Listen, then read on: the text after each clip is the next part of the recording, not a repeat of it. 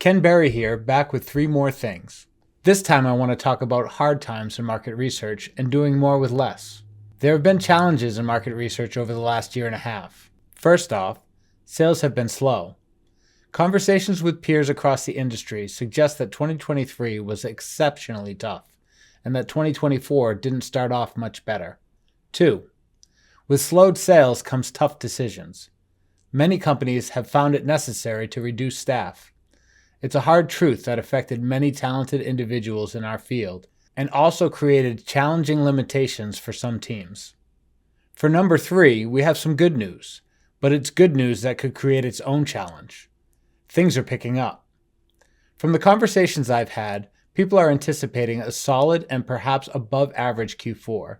This resurgence brings its own set of concerns, especially when it comes to staffing. If you're feeling the pressure of ramping up quickly, you're not alone.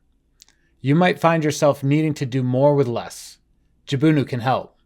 Through our tech-enabled survey programming services, custom technology solutions, and expert consulting on survey design and implementation, we can reduce the stress that comes with a Q4 surge.